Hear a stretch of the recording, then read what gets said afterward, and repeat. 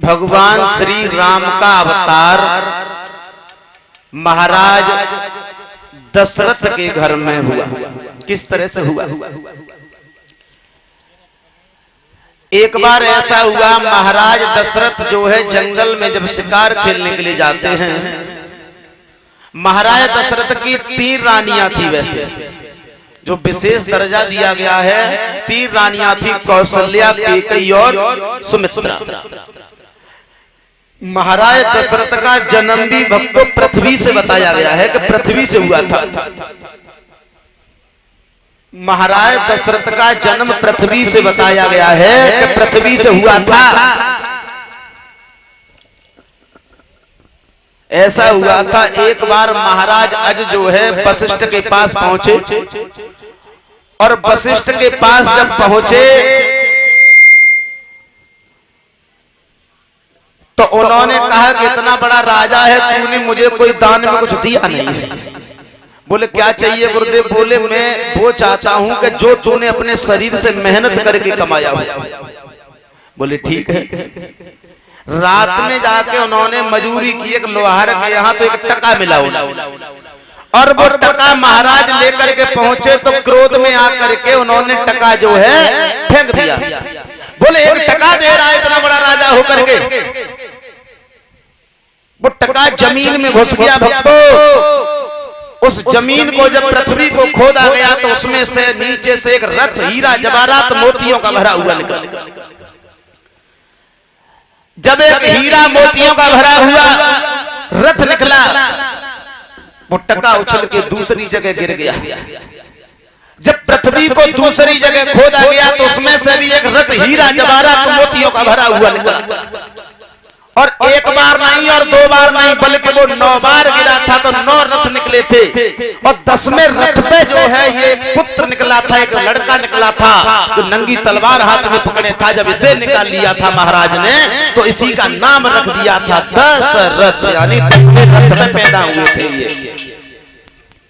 सुखदेव जी कहते हैं राजा परीक्षित से कि महाराज दशरथ जब बड़े हुए तो महाराज दशरथ का सबसे पहले विवाह जो है कौशल्या के साथ तय हुआ था, लेकिन हुआ नहीं था। बात ये थी, ये कौशल्या जो थी, ये कौशल्या कौशलपुर के राजा भानुमंत की लड़की थी। महाराज दशरथ की जो है बारात जब कौशलपुर में पहुंच जाती है और इधर जो है भगवान भोले बाबा ने पहले ही बता दिया था रावण को कि तुम्हारी मृत्यु जो होगी वो कौशल्या के पुत्र के द्वारा होगी। रावण ने सोचा कि हम कौशल्या को ही न छोड़े तो फिर हमारी मृत्यु होगी नहीं, हम तो अजय और अमर हो जाएंगे। हुआ था तो इधर भक्तों रावण ने कौशल्या का हरण कर लिया था, उसे चुरा लिया था रात में। महाराज की बारात जब कौशलपुर में पहुंची तो देखा लड़की है नहीं, सब्जी किसके साथ होगी, तो सुमित्रा का विवाह महाराज दशरथ के साथ कर दिया। रावण भी बहुत बड़ा विद्वान था, बहुत बड़ा, उसके समान कोई विद्वान नहीं हुआ, इतना बड़ा ब्रह्मचारी पंडित। तो उन्होंने उसे मारा तो नहीं लेकिन छोड़ दिया। बताते हैं भक्तों कवि कि महाराज दशरथ जब अपनी बारात शादी करके सुमित्रा के साथ लौट रहे थे तो रास्ते में जो है कौशल्या भी मिली, तो कौशल्या के साथ भी महाराज ने अपना फिर विवाह कर लिया था। 2 रानियां हुई महाराज दशरथ की। महाराज दशरथ का तीसरा विवाह जो हुआ था, ये तीसरा विवाह कश्मीर के राजा अश्वपति की लड़की कैकेयी के साथ हुआ था। कैकेयी कौन थी? ये पूर्व जन्म में कैकेयी एक भिक्षु नाम के ब्राह्मण की पत्नी थी, इसका नाम था कलहा।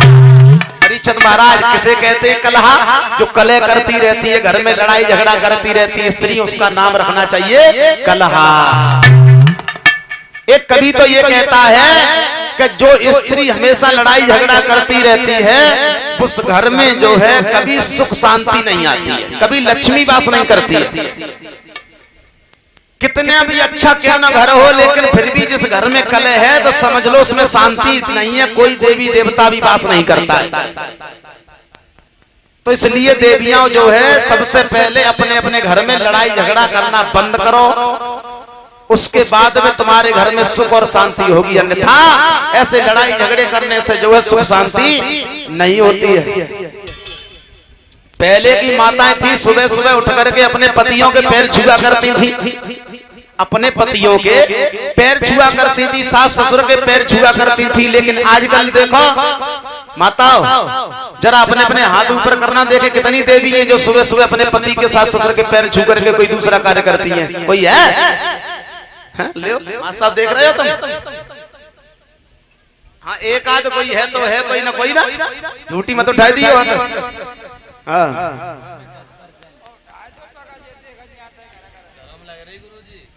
वही तो कह रहे हैं हम। अब देखो पहले क्या था, अम्मे और तब में बहुत बड़ा अंतर हो गया महाराज। पहले जब अपने गुरु के, पिता के, आपनों से बड़ों का जब आदर सम्मान करते थे, पैर छुआ करते थे ना, तो अपना सर जो है ना उनके पैरों पर रख देते थे, अंगूठों पर रख देते थे, हाथ नहीं लगाते थे। लेकिन थोड़े दिन बाद पढ़े लिखे और होशियार हुए, समझदार हुए, बोले को सर रखे अपनो हटाओ, हाथ लगाए और पैर छू लिए। उसके बाद थोड़े और समझदार हुए तो बोले छोड़ो को जे हाथ लगाए रहुए, एक हाथ लिया घुटनों से लगा लिया, छाती से लगा लिया, छुए गए पैर, है ना। अब इशारों करते हैं कि हमारी छाती में इतनी दम है कि तो परियां हम टोट देंगे। पहले और तब में अंतर बहुत बड़ा हो गया श्रोताओं।